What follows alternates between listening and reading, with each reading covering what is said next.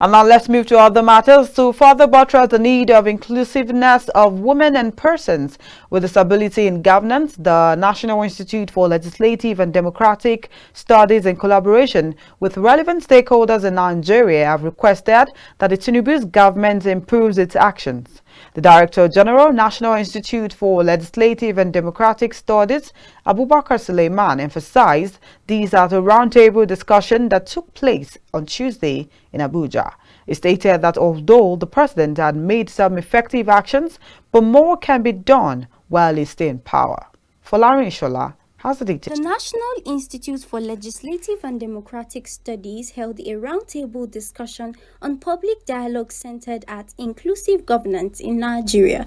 This meeting, held in collaboration with Westminster Foundation for Democracy (WFD) and other CSOs on Tuesday in Abuja. The House Committee Chairperson on Women Affairs, Kafilat Ogbara, who lauded the thoughtfulness of NILDS, included that finding ways to inclusiveness in the political and governance space is a very important assignment and is necessary for nation building.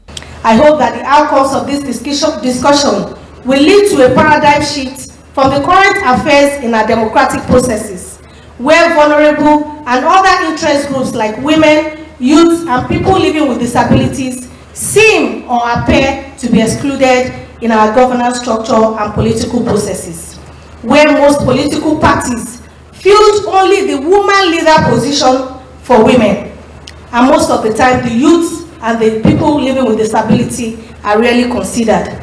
We are presently in a situation where political party reforms are evasive, and most of our political parties are comfortable to submit single gender lists to electoral commissions without considering the constitutional position on equity, fairness, and justice. The Director General, NILDS, Abubakar Suleiman, charged that the President can do more on inclusiveness, even though there are youths already in governance. He stated the objectives of the meeting despite the challenges faced by the political space in Nigeria.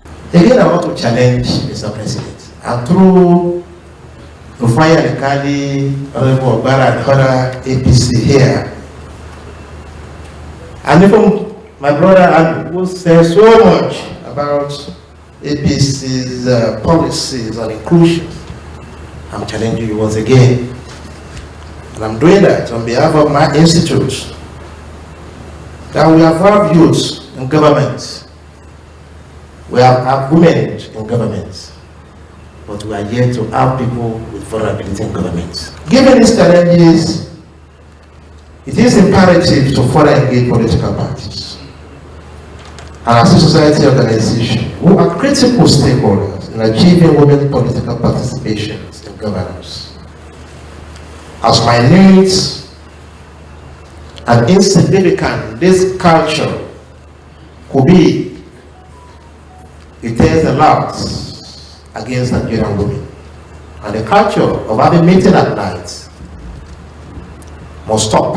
Stakeholders who were present at the roundtable discussion showed their support, adding that the roots of women inclusion needs to be dealt with rather than its symptoms, especially since the last election. They also requested that Nigerians should show their support to people with disability and women during elections. I want you to encourage women with disabilities in your neighborhood to join political parties. That's where we will start asking questions and holding political parties accountable. I ran twice, I did not win, but I have inspired many women to come out and be part of the political process. We are already moving from inclusion to active participation. Dealing about the active participation section. And therefore, when we talk about the political parties right from the governance structure, there is need for the creation of that leadership seat for disabilities in the